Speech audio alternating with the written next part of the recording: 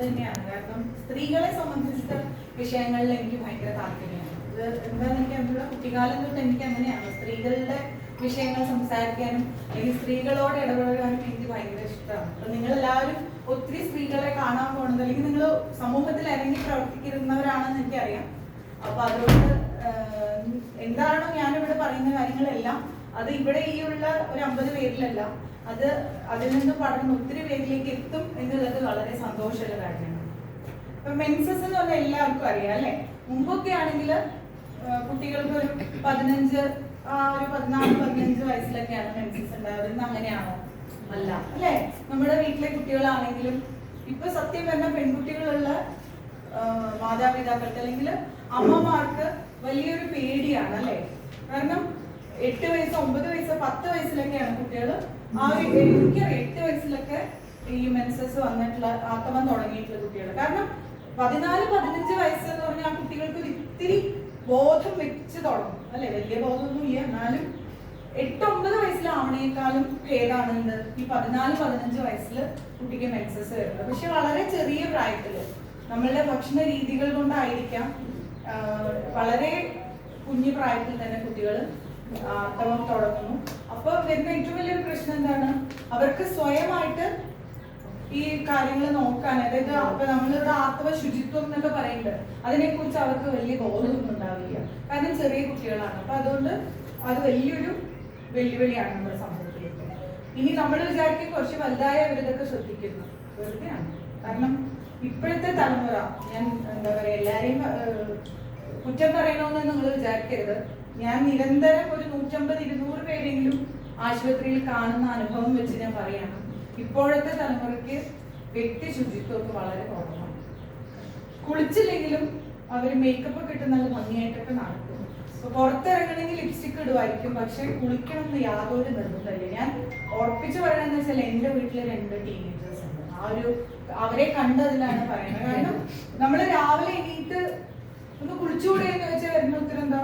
ഇതിപ്പോ എങ്ങോട്ട് പോകാനില്ലല്ലോ, പിന്നെ കുളിക്കുന്നത്. അതായത് നമ്മൾ എവിടെയെങ്കിലും പോണെങ്കിൽ മാത്രമേ നമ്മൾക്ക് അത് അങ്ങനെയാണ് അവരുടെ തോട്ട്. അതായത് നമുക്ക് ഡെയിലി പോയില്ലെങ്കിൽ പോയാലും വൃത്തിയായി നടക്കണം എന്നുള്ള ചിന്തയൊന്നും വളരെ ഉണ്ടാവുമായിരിക്കും. ഇപ്പൊ എല്ലാത്തിലും എക്സെപ്ഷൻസ് കാണുമല്ലോ. ഇപ്പൊ നമ്മളൊരു 100 പേര് എടുത്താൽ ചിലപ്പോൾ ഒരു 20 പേര് കുഴപ്പമുണ്ടാവില്ല. പക്ഷെ ബാക്കി 80 പേരും ഈ ഒരു വ്യക്തി ശുചിത്വം ഒന്നും വലിയ പ്രാധാന്യം കൽപ്പിക്കുന്ന ആൾക്കാരല്ല. അവർക്ക് കുളിച്ചില്ലെങ്കിലും കുഴപ്പമില്ല, ഡ്രസ്സൊക്കെ നന്നായിട്ട് സ്പ്രേ ഒക്കെ അടിച്ച് ഭംഗിയായിട്ട്, അതായത് എക്സ്റ്റേണൽ പുറം മോഡിയിലാണ് എല്ലാവരും. നമ്മളുടെ വൃത്തി വേണ്ട ഭാഗങ്ങളിൽ വൃത്തി വേണമെന്നൊന്നും ചിന്തിക്കുന്നില്ല. പിന്നെ പ്രത്യേകിച്ച് നമ്മളിപ്പം ഒരു രോഗി വരെയാണ് നമ്മുടെ അടുത്തോട്ട് ഇപ്പൊ പീരീഡ്സിന്റെ പ്രശ്നങ്ങളോ അതല്ലെങ്കിൽ നമ്മളുടെ ആ ഗുഹ്യഭാഗത്തെ പ്രശ്നങ്ങളൊക്കെ ആയിട്ട് വരുമ്പോൾ പലപ്പോഴും ഞാൻ എന്താ പറയുക, ചില സമയത്ത് എനിക്ക് വളരെ വിഷമം തോന്നിയിട്ടുണ്ട്. കാരണം നമുക്കിപ്പോ നമ്മുടെ പ്രൈവറ്റ് പാർട്ടിൽ ഒരു ചെറിയ ചൊറിച്ചിൽ വന്നു, അത് നമ്മളുടെ കയ്യിൽ നിൽക്കുന്നില്ലെങ്കിൽ അത് ഈ കേരളം പോലൊരു സ്ഥലത്ത് ഒരു ഡോക്ടറെ കാണാൻ ഒരു ബുദ്ധിമുട്ടും ഇല്ല. കാരണം മുട്ടിന് ഡോക്ടർമാരാണ് അല്ലെ. 1 കിലോമീറ്ററിൽ മിനിമം 3 ഡോക്ടർമാരെങ്കിലും ഉണ്ടാവും. നമ്മൾ നോക്കിയാൽ ഏതെങ്കിലും ഉൾപ്രദേശത്തായിരിക്കും ഡോക്ടർമാരെ കാണാനൊരു ബുദ്ധിമുട്ട്. എന്നാലും അത് പറയാതെ വെച്ച് അവസാനം നിൽക്കാൻ പറ്റില്ല. ഒരു ഗതി പരഗതി ഇല്ല, പൊട്ടിച്ച് ചൊറിഞ്ഞ് മാന്തി പൊളിച്ച് അതിന് ഒരു മനുഷ്യനെ പിന്നെ ആ ഭാഗം നേരിട്ട് ആൾക്കാർ കാണുന്നില്ല. നമ്മൾ ആ പരിശോധനയ്ക്ക് വേണ്ടി അവരെ കിടത്തി നോക്കുമ്പോൾ സത്യം എനിക്ക് സങ്കടം തോന്നി. കാരണം ഇത്ര വൃത്തികേടായിട്ടാണല്ലോ ഇത് വെച്ചുകൊണ്ടിരിക്കുന്നത്. എന്നാൽ നമ്മൾ തുടക്കത്തിലെ ഒരു ചെറിയ ചികിത്സ മതിയാവും. അത് അങ്ങനെ ഒരു പ്രശ്നമുണ്ടെങ്കിൽ തീർച്ചയായിട്ടും അത് ആരുടെ വീട്ടുകാരോട് പോലും ഷെയർ ചെയ്യാതെ, മേ ബി അത് പേടിച്ചിട്ടായിരിക്കാം, പക്ഷെ എന്നിരുന്നാലും അത് നമ്മൾ ഒരിക്കലും അങ്ങനെ ചെയ്യരുത്. ഈ ആർത്തവ കാലത്ത് എന്താണ് സംഭവിക്കുന്നത്? സാധാരണഗതിയിൽ നമ്മുടെ വജൈന അല്ലെങ്കിൽ യോനിയില് ഒരു pH ഉണ്ട്. അത് എന്ത് pH ആണ് അറിയാമോ? എന്ത് pH ആണ് നമ്മുടെ യോനിയില്? സ്ത്രീകൾ മറുപടി പറയണേ, മുമ്പിലിരിക്കുന്ന പുരുഷന്മാരൊന്നും മറുപടി പറയണ്ട. കാരണം ആർത്തവം എന്നുള്ളത് സ്ത്രീകളുടെ സ്വന്തം ആണല്ലോ. അതെ. അപ്പൊ അത് എന്ത് pH? ആസിഡിക് pH ആണ്. pH 2 തരാണ്. എന്താണ്? അസിഡിക് pH ഉണ്ട്, ആൽക്കലൈൻ pH. അപ്പൊ ഈ അസിഡിക് pH ആണ് നമ്മുടെ വജൈനയിൽ അല്ലെങ്കിൽ യോനിയിൽ ഉള്ളത്. അസിഡിക് pH ഉള്ളത് കൊണ്ട് എന്താണ് ഗുണം? അസിഡിക് pH ആണെങ്കിൽ മറ്റുള്ള രോഗാണുക്കളെ കൂടുതൽ വളരുന്നതിൽ നിന്നും ആ pH എന്ത് ചെയ്യും? തടസ്സമുണ്ട്. അപ്പൊ അതിനു വേണ്ടിയാണ് നമ്മുടെ വജൈനയ്ക്ക് ജന്മനാൽ തന്നെ എന്ത് ഈ അസിഡിക് pH തന്നിരിക്കുന്നത്. അപ്പൊ നമ്മളുടെ മെൻസസ് വരുന്ന സമയത്ത് എന്താ സംഭവിക്കണം? മെൻസസ് വരുമ്പോ എന്താ സംഭവിക്കുന്നത്? pH മാറും. pH മാറുന്നില്ല, pH ചെറിയ വ്യത്യാസങ്ങളെ വരുന്നുള്ളൂ. പക്ഷെ മെൻസ്ട്രുവൽ ബ്ലഡ്, നമ്മളുടെ മെൻസ്ട്രുവൽ ബ്ലഡിന്റെ pH എത്രയാണ്? 7.4 ആണ്. അത് ആൽക്കലൈൻ pH ആണ്. അപ്പൊ ആ മെൻസ്ട്രുവൽ ബ്ലഡിന്റെ pH ആൽക്കലൈൻ pH ആയതുകൊണ്ട് തന്നെ നമ്മൾ മെൻസസ് ഉള്ള സമയങ്ങളിൽ നന്നായിട്ട് ബ്ലീഡിംഗ് ഉള്ളപ്പോൾ എന്ത് സംഭവിക്കും? അസിഡിക് pH ൽ നിന്ന് ഈ ബ്ലഡുമായിട്ടല്ലേ വജൈനയ്ക്ക് കോണ്ടാക്ട് വരുന്നത്. ആ സമയത്ത് നമ്മുടെ pH ൽ വ്യത്യാസം വരും. അതുകൊണ്ടാണ് എന്ത് സംഭവിക്കുന്നത്? പലപ്പോഴും നമുക്ക് തോന്നാറുണ്ട് ഇത് മെൻസസ് വരുന്നതിന് മുൻപായിട്ട് അല്ലെങ്കിൽ മെൻസസ് കഴിഞ്ഞ ഉടനെ ആ ഒരു ഭാഗത്ത് ഭയങ്കര ചോർച്ചില് അല്ലെങ്കിൽ ചില സമയത്ത് നമുക്കൊരു വൃത്തികെട്ട മണം അങ്ങനെയൊക്കെ ഫീൽ ചെയ്ത് ഇൻഫെക്ഷന്റെ ലക്ഷണങ്ങളാണ്. അത് എന്തുകൊണ്ടാണ് ആ സമയത്ത് നമുക്ക് അവിടെ ഇൻഫെക്ഷൻ വരുന്നത്? അതിന് കാരണം ഈ pH വ്യത്യാസമാണ്. ഈ pH വ്യത്യാസം എന്താ പറയാ വരാതിരിക്കാൻ നമുക്ക് എന്തെങ്കിലും അതിനുള്ള പ്രതിവിധികൾ എന്തെങ്കിലും ഉണ്ടോ? നമുക്ക് അതിന് പ്രതിവിധികളുണ്ട്. അതിനാണ് നമ്മൾ ഈ മറ്റേന്താ നമ്മള് ശുചിത്വത്തിനായിട്ട് വജൈനൽ വാഷുകൾ ഉപയോഗിക്കും. അപ്പൊ ആ മെൻസസ് സമയത്തെ വ്യക്തി ശുചിത്വം പാലിക്കാനായിട്ട് ഈ വജൈനൽ വാഷുകൾ നമുക്ക് ആൾക്കാർക്ക് പറഞ്ഞു കൊടുക്കാം. അപ്പൊ അങ്ങനത്തെ ഉപയോഗിക്കാം. പിന്നെ അതുപോലെ ഈർപ്പം, വേറൊരു പ്രശ്നമാണ് ഈർപ്പം അല്ലെ. മെൻസസിന് ബ്ലീഡിങ് ഉണ്ടാവുമ്പോ എന്താ ഉണ്ടാവുക?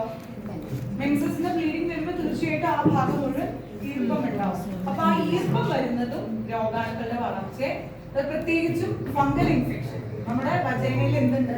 ബാക്ടീരിയ ഉണ്ട്, ഫംഗസ് ഉണ്ട്. അപ്പൊ ബാക്ടീരിയൽ ഗ്രോത്തിന് pH ചേഞ്ച് അല്ലാതെ ഈർപ്പം എന്തായാലും ഈ ബാക്ടീരിയക്കും ഫംഗസിനും വളരാൻ സഹായിക്കുന്ന ഒന്നാണ് ഇത് ഈർപ്പം. അപ്പൊ ഈ ഫംഗൽ ഗ്രോത്ത് വരുന്നതുകൊണ്ടാണ് കൂടുതലായിട്ട് നമുക്ക് വെള്ളപ്പോക്ക് വരും, അതല്ലെങ്കിൽ നമ്മുടെ തൊലിപ്പുറത്തൊക്കെ ചൊറിഞ്ഞ് വട്ടച്ചൊറി പോലെ വരും, അങ്ങനെ ഒത്തിരി പ്രശ്നങ്ങൾ വരും. അപ്പൊ ഈ pHന്റെ വ്യതിയാനം കൊണ്ടും ഈർപ്പമുള്ളത് കൊണ്ടാണ് നമ്മളുടെ മെൻസസിൽ നമുക്ക് വരുന്ന ഇൻഫെക്ഷൻസ് ഒക്കെ വരാൻ ഉള്ളൊരു സാധ്യത കൂടി വരുന്നത്. അപ്പൊ ഈ ഈർപ്പം തടയാൻ എന്ത് ചെയ്യും? നമ്മള് കോട്ടന്റെ ക്ലോത്തുകൾ കഴിയുന്നതും നമ്മൾ കോട്ടൺ ക്ലോത്തുകൾ തന്നെ ഉപയോഗിക്കും. പ്രത്യേകിച്ച് അണ്ടർവെയറുകളൊക്കെ നമ്മൾ കോട്ടൺ തന്നെ ഉപയോഗിക്കുക. കാരണം കോട്ടൺ എന്താ പ്രത്യേകത? ഈർപ്പം വലിച്ചെടുക്കും. പക്ഷെ ആ സമയത്ത് നമ്മൾ നൈലോൺ ഒക്കെ ഇടാൻ പോയി കഴിഞ്ഞാൽ അല്ലെങ്കിൽ പോളിസ്റ്റർ അങ്ങനത്തെ ഇടാൻ പോയി ഈർപ്പം വലിച്ചെടുക്കാത്തത് എല്ലാം ഈർപ്പം അവിടെ നിർത്തി. അപ്പൊ നമുക്ക് ഈ ഗ്രോത്ത് കൂടും, ഇൻഫെക്ഷൻസ് കൂടും. അപ്പൊ അതുകൊണ്ട് കോട്ടൺ ക്ലോത്തുകൾ ഉപയോഗിക്കാം. അതുപോലെ തന്നെ എന്താണ്, പാഡുകൾ ഉപയോഗിക്കുമ്പോഴും കോട്ടൺ പാഡുകൾ തന്നെ ഉപയോഗിക്കാൻ നമ്മൾ ആൾക്കാരെ പറഞ്ഞ് മനസ്സിലാക്കണം. അപ്പൊ നമ്മുടെ വീട്ടിൽ തന്നെ കുട്ടികളുണ്ടാവും അല്ലെങ്കിൽ നമ്മുടെ അയൽപ്പത്തുണ്ടാവും. അപ്പൊ കോട്ടൺ, പണ്ടൊക്കെ നമ്മൾ എന്താ ഉപയോഗിച്ചുകൊണ്ടിരുന്നത്? തുണിയാണ് അല്ലെ. തുണി ഉപയോഗിച്ചുകൊണ്ടിരുന്നു. അതിൽ നിന്നും മാറിയാണ് നമ്മൾ പാഡുകളിലേക്ക് വന്നത്. അപ്പൊ പാഡുകൾ വരുമ്പോ ഉപയോഗിക്കുമ്പോൾ റാഷ് വരുന്നു എന്ന് ചില ആൾക്കാർ പറഞ്ഞിട്ടുണ്ട്. അത് നമ്മൾ കോട്ടൺ നാപ്കിനുകൾ ഉപയോഗിക്കാൻ, കോട്ടൺ നാപ്കിനുകൾ ഉപയോഗിക്കുമ്പോൾ ഈ വക പ്രശ്നങ്ങൾ ഉണ്ടാവില്ല. അപ്പൊ കോട്ടൺ ക്ലോത്തുകളും അല്ലെങ്കിൽ കോട്ടൺ അണ്ടർവെയർസ്, കോട്ടൺ പാഡുകൾ തന്നെ നമ്മൾ ഉപയോഗിക്കാൻ ശ്രദ്ധിക്കണം. പിന്നെ നമ്മൾ ഇപ്പൊ നമ്മുടെ ശാരീരിക ആരോഗ്യത്തെ പറയുമ്പോൾ നമ്മളിപ്പോ മെൻസസ് ഉണ്ടെങ്കിലും ഇല്ലെങ്കിലും നമ്മൾ കഴിയുന്നത് 2 നേരം കുളിക്കുന്നത് തന്നെയാണ് നല്ലത്. അപ്പൊ തല 2 നേരം കുളിക്കണം എന്ന് ഞാൻ പറയില്ല. കാരണം ചിലപ്പോൾ നമ്മൾ വൈകിട്ട് കുളിച്ച് ഫാനിന്റെ ചോട്ടി കിടന്ന് നമുക്ക് എന്താ പറയാ അസുഖങ്ങൾ വരാനുള്ള ഒരു സാധ്യതകളൊക്കെ കൂടുതലാണ്. പക്ഷെ ദേഹശുദ്ധി നമുക്ക് ശരീരം 2 നേരം കഴുകുന്നത് തന്നെയാണ് എന്തുകൊണ്ടും നല്ലത് അല്ലെ. 2 നേരമെങ്കിലും.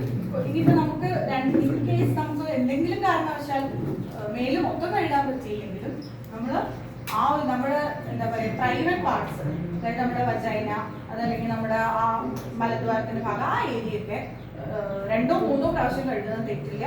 പക്ഷെ ഒരു കാര്യം പ്രത്യേകം ഓർക്കണം, നമ്മളിപ്പോ മെൻസസ് ഉണ്ടെങ്കിലും ഇല്ലെങ്കിലും പലരും ബാത്റൂമിൽ പോകുക അല്ലെങ്കിൽ മൂത്രമൊഴിക്കാൻ പോയാൽ തന്നെ വെള്ളം കോരി ഒഴിക്കുന്ന ആൾക്കാരാണ് പലരും. പക്ഷെ നമ്മൾ ശ്രദ്ധിക്കേണ്ട ഒരു കാര്യം, ആ വെള്ളം കോരി ഒഴിച്ച് അത് ഡ്രൈ ആക്കിയിട്ടേ നമ്മൾ പാൻറ്റീസ് ഇടാവുള്ളൂ.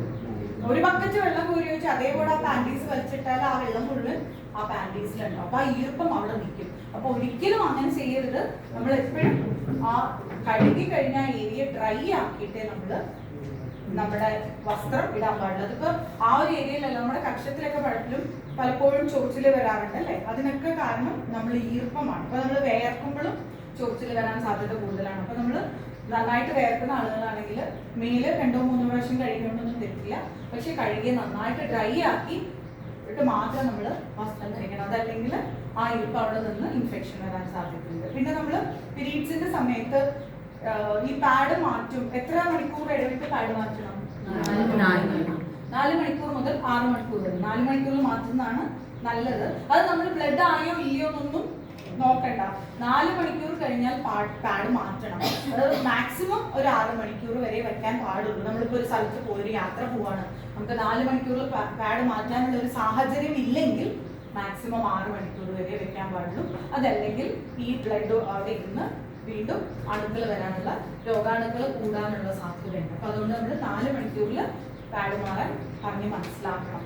കാരണം 4 മണിക്കൂറിലെങ്കിലും മാറിയാലേ നമുക്ക് ആ ഒരു എന്താ പറയാ ശുചിത്വം പാലിക്കാൻ പറ്റുള്ളൂ.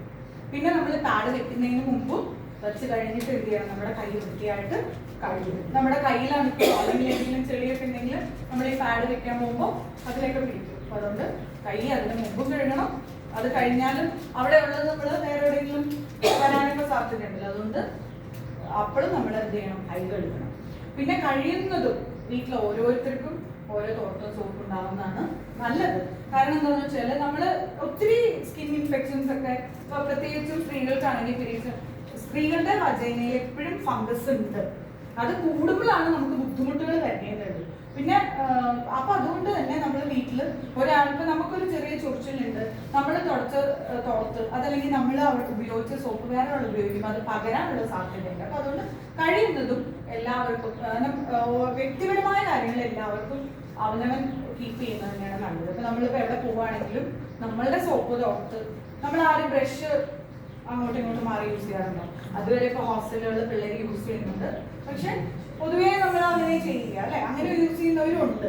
പക്ഷെ അതൊന്നും ഒരു നല്ല പ്രവണതയല്ല. അതായത് നമ്മളുടെ ഈവൻ ഡ്രസ്സ് പോലും, നമ്മളിപ്പോ ഇടുന്ന ഡ്രസ്സ് ഇപ്പൊ നമ്മൾ ഹോസ്റ്റലിൽ നിൽക്കുമ്പോൾ പലരും അങ്ങോട്ടും ഇങ്ങോട്ടും മാറി ഇടുന്നതും ഒക്കെ നമ്മൾ കാണാറുണ്ട്. നമ്മൾ ആ ഒരു ഫ്രണ്ട്ഷിപ്പിന്റെ ആ ഒരു ഇതിൽ നമ്മൾ അത് ചിലപ്പോ നമുക്ക് പൊതുവായിട്ട്, പക്ഷെ എന്നാൽ അത് ഇഷ്ടപ്പെടാത്തവരും ഉണ്ട് അല്ലേ. ആ ഡ്രസ്സുകളെല്ലാം നമ്മൾ നമ്മുടെ സ്വന്തം തന്നെ ഇടുന്നത് തന്നെയാണ്. ഇപ്പൊ മെൻസ്ട്രൽ ഹൈജീൻ അല്ല, മൊത്തത്തിലൊരു ഹൈജീനിൽ എല്ലാം അത് തന്നെയല്ല. പിന്നെ കഴുകി ഉണക്കിയൊക്കെ വേണമെങ്കിൽ ഉപയോഗിക്കാം. കാരണം നമുക്ക് ഏതൊരാൾക്കും വരുന്ന അസുഖങ്ങൾ, ഈ തൊലിപ്പുറത്ത് വരുന്ന അസുഖങ്ങൾ മറ്റുള്ളവർക്ക് പകരാനുള്ള സാധ്യത വളരെ കൂടുതലാണ്. അപ്പൊ അതുകൊണ്ട് ഈ അവനവന്റെ വ്യക്തിപരമായ കാര്യങ്ങൾ ഉപയോഗിക്കുന്ന സാധനങ്ങളെല്ലാം നമ്മൾ സ്വന്തമായിട്ട് ഉപയോഗിക്കുന്നത് തന്നെയാണ് നല്ലത്. പിന്നെ ഇപ്പൊ മെൻസ്ട്രൽ ഹൈജീനെ കുറിച്ച് പറയുകയാണെങ്കിൽ ഇപ്പൊ നമ്മള് തുണി അങ്ങനെ ഉപയോഗിക്കാത്തതുകൊണ്ട് ഇത് വെയിലത്തിട്ട് ഉണക്കുന്ന കാര്യമൊന്നും അധികം പറയേണ്ടതില്ല. ഇനിയിപ്പോ തുണിയാണ് ഉപയോഗിക്കുന്നതെങ്കിൽ, തുണി ഉപയോഗിക്കുന്ന ആളുകൾ ഇപ്പോഴും ഉണ്ട്. കാരണം ഞാൻ അങ്ങനെയുള്ളവരെ നമ്മൾ കാണാറുണ്ട്. അങ്ങനെയാണെങ്കിൽ അത് വൃത്തിയായിട്ട് കഴുകി വെയിലത്തിട്ട് ഉണക്കണം. ഇനി അത് വെയിലത്തിട്ട് ഉണക്കാൻ പറ്റില്ലെങ്കിൽ അറ്റ്ലീസ്റ്റ് തേച്ച് ഉണക്കണം. എന്നാലേ ഇത് നമ്മൾ ഈ എന്താ പറയാ അകത്തൊക്കെ ഇട്ട് ഉണക്കുമ്പോൾ നമുക്ക് പൊതുവെ ഇത് പുറത്ത് ഉണക്കാൻ ഒരു മടിയായിരിക്കും. അപ്പൊ അങ്ങനെ ഇട്ട് ഉണക്കുമ്പോൾ ഇതിലെ രോഗാണുക്കളൊന്നും ചത്തുകൂടി. അപ്പൊ ഒന്നുകിൽ നമ്മൾ ചൂട് നല്ല വെയിൽ കിട്ടുന്ന അവിടെ ഇട്ട് ഉണക്കുക, അതല്ലെങ്കിൽ ഉണങ്ങിക്കഴിഞ്ഞാൽ അത് തേക്കാൻ പറയും. അപ്പൊ പൊതുവെ ഈ കോട്ടൺ ക്ലോത്ത് ഒക്കെ ഉപയോഗിക്കുന്നവർ വളരെ കുറവായിരിക്കും. പക്ഷെ എന്നിരുന്നാലും അങ്ങനെ ആരെങ്കിലും ഉപയോഗിക്കുന്നുണ്ടെങ്കിൽ ഇങ്ങനെ ഒരു കാര്യം കൂടെ പറഞ്ഞു കൊടുക്കണം. ഇത്ര കാര്യങ്ങളാണ് മെയിൻലി ഉള്ളത്. ഇനി പിന്നെ ഞാൻ ഒരുവിധം എല്ലാ